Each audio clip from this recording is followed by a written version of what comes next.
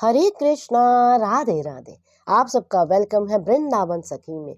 I hope आप सब खुश होंगे, बढ़िया होंगे और हमारी तरह ठाकुर जी की सेवा में मदमस्त होंगे और ठाकुर जी की कृपा का अनुभव भी कर रहे होंगे। तो फ्रेंड्स, आज हम इस विषय में वीडियो लेके आए हैं कि अगर घर में लड्डू गोपाल हो तो हमें किन किन बातों का ध्यान देना चाहिए, क्या क्या करना चाहिए। अगर हम नए लड्डू गोपाल भी घर में लेके आ रहे हैं तो किस प्रकार हमें करना चाहिए। तो आज हम इसी विषय के ऊपर वीडियो लेके आए हैं, तो वीडियो आप एंड तक जरूर देखें। तो फ्रेंड्स, जैसे कि आप लोग जानते हैं कि घर में हमारे लड्डू गोपाल जी होते हैं, घर में लड्डू गोपाल जी की हम पूजा करते हैं, सेवा करते हैं। तो अगर आप घर में लड्डू गोपाल आपने रखे हैं तो इस बात का सबसे पहले आप विशेष ध्यान रखें कि लड्डू गोपाल घर में है तो लड्डू गोपाल की आप पूर्णतः सेवा करें, यानी बिना सेवा के लड्डू गोपाल ना रखें। क्योंकि कुछ लोग होते हैं लड्डू गोपाल लाते हैं बड़े ही चाव से, बड़े ही शौक से, एक दो दिन सेवा करते हैं, फिर गोपाल जी को एक साइड पे बिठा देते हैं, फिर गोपाल जी अपना बैठे रहते हैं, लोग अपने ही जीवन में अपनी ही दुनिया में घूमते रहते हैं, अपने ही कार्य में लगे रहते हैं। तो ऐसा कार्य ना करें। अगर आपके मन में सच्चा भाव है गोपाल जी की सेवा करने का, अगर आपके मन में सच्चा भाव है ठाकुर जी को घर में विराजमान करने का, तो ही गोपाल जी लाएं। किसी की देखा देखी गोपाल ना लाएं। क्योंकि अक्सर क्या होता है, लोग दूसरों को देखते हैं उसके घर में गोपाल हैं, बड़े ही सुंदर है, हम भी ऐसा ही लेके आएंगे। और कुछ कुछ लोग करते हैं कि उसने गोपाल रखा था तो उसकी फैक्ट्री चल गई है, उसके घर में लड़का हो गया है, उसकी कोठी डल गई है, उसका काम बहुत ज़्यादा चलता है, हम लाएंगे तो हमारा भी ऐसा हो जाएगा। तो हफ्ता 10 दिन लोग तो खूब आराम से ठाकुर जी के पीछे लगे रहते हैं, ये कर वो कर। लेकिन जैसे हफ्ता 10 दिन होता है, इनका बुखार भी उतर जाता है, यानी शौक भी उतर जाता है, और गोपाल जी को एक साइड पे बिठा देते हैं। उसके बाद पता ही नहीं होता गोपाल जी कहाँ हैं। और अपनी ही कार्य में जो लोग जो दिन भर कार्य करते हैं अपना काम काज में व्यस्त हो जाते हैं। तो ये कार्य आप ना करें। पहले मन के अंदर एक सच्चा भाव जागृत करें, फिर ही गोपाल जी लाएं। और सबसे बड़ी बात, आप गोपाल को नहीं चुनते हैं। ये बात मैं अक्सर बार बार आपसे कहती हूँ, आप गोपाल को नहीं चुनते हैं, गोपाल जी आपको चुनते हैं। गोपाल जी कृपा करके आपके घर में आते हैं, आपका सामर्थ्य ही नहीं होता लाने का। आप कैसे ला सकते हैं उनको? जिन पे वो कृपा करते हैं, जिनसे वो सेवा करवाना चाहते हैं, उन्हीं के घर में ठाकुर आते हैं। इस बात का भी आप विशेष ध्यान रखें। तो अब दूसरी बात, मान लीजिए अब नया गोपाल घर में लेके आते हैं, तो ऐसे में हम क्या करें?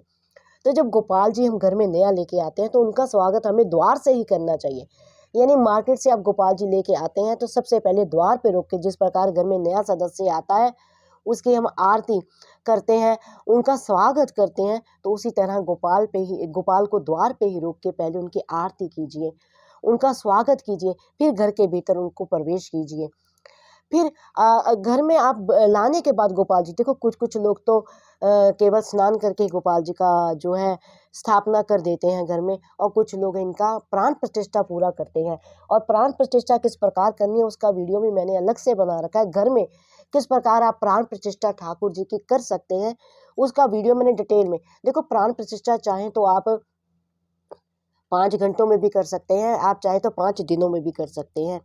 वो डिटेल में मैंने वीडियो दिया हुआ है। घर में आपको कोई पंडित वगैरह जी बुलाने की जरूरत नहीं है, आप घर में ही अपने हाथों से ठाकुर जी की प्राण प्रतिष्ठा करते हैं। हाँ, लेकिन अगर आप ठाकुर जी की प्राण प्रतिष्ठा नहीं भी करते तो भी ऐसी कोई बात नहीं है। क्योंकि अगर आप ठाकुर जी की पूजा करते हैं, सेवा करते हैं, तो इनमें सतही प्राण अपने आप आ जाते हैं। आपके भावों से, आपके प्रेम से इनके अंदर प्राण आ जाते हैं। तो फिर अगर आप घर में ठाकुर जी को लाए हैं तो इनके साथ एक रिश्ता अवश्य बनाएं, क्योंकि रिश्ता बनाना बहुत ज़रूरी है। अब कुछ लोग कहते हैं कि रिश्ता क्यों बनाएं? देखिए, रिश्ता हम इसलिए बनाते हैं कि हमारा मन इनके साथ, क्योंकि हम दुनियावी लोग हैं, हमारा जो मन है दुनियावी है, हमारी सोच जो दुनियावी है, हमें रिश्तों से प्रेम होता है। हमें अपने पुत्र में बहुत अधिक प्रेम होता है, हमें अपने भाई बहन में बहुत अधिक प्रेम होता है, किसी को अपने पिता में प्रेम होता है, किसी को अपने कईयों को अपने परिवार में प्रेम नहीं होता, दोस्तों से प्रेम होता है। तो इस कारण कहा जाता है, संत कहते हैं, इस कारण कहते हैं कि रिश्ता आप हमें बनाइए, क्योंकि हम रिश्तों में विश्वास करते हैं। तो अगर हमें जो सबसे ज़्यादा प्यारा होता है ना, वो रिश्ता ठाकुर जी के साथ आप बनाए। मान लीजिए आप सखा है, आपके भाई हैं, आपके पुत्र हैं, तो आपका एक लगाव सा ठाकुर जी के साथ हो जाएगा और आपकी भक्ति जो है सफल हो जाएगी, भक्ति सिद्ध हो जाएगी। तो इसलिए कहा जाता है ठाकुर जी के साथ एक रिश्ता आप जरूर बनाएं। हाँ, आप प्रश्न कुछ लोग मेरे से प्रश्न करते हैं, दीदी आप कहते हैं ठाकुर जी का रिश्ता बनाएं, जब हमने इनको अपना भाई बना लिया, पुत्र बना लिया, तो फिर ठाकुर जी को हम प्याज लहसुन का भोग लगा सकते हैं? हम अपने भाई को भी तो प्याज लहसुन देते हैं, हम अपने बेटे को भी तो प्याज लहसुन देते हैं। जब बेटा ही बन गया तो फिर कैसी बात? देखिए, ये बात ठीक है, उचित है, आपने एक रिश्ता बनाया है, पुत्र का बनाया है, भाई का बनाया है, लेकिन ये है तो भगवान ही ना।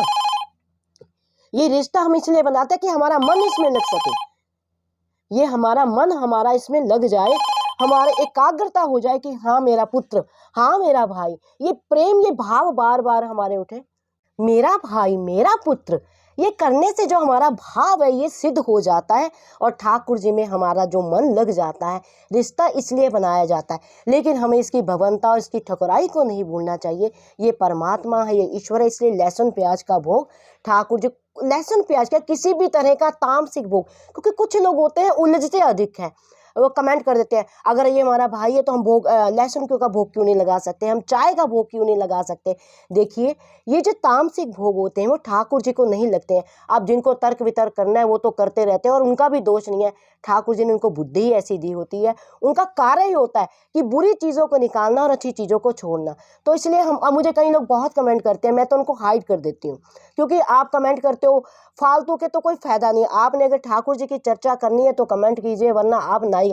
अगर आपने फालतू के तर्क वितर्क, हम लहसुन प्याज का भोग क्यों नहीं दे सकते हैं, मैं तो अपने लड्डू गोपाल को, अब कई कई तो ऐसे बातें कहनी नहीं चाहिए, मैं तो चाय जरूर पिलाती हूँ, मेरा लड्डू गोपाल, एक तो लिखते हैं मेरे लड्डू गोपाल तो मच्छी मांगता है। तो मतलब ये बातें जो होती है जान के तर्क वितर्क करने की होती हैं, और ऐसों को तो हाइड करना ही बेहतर होता है।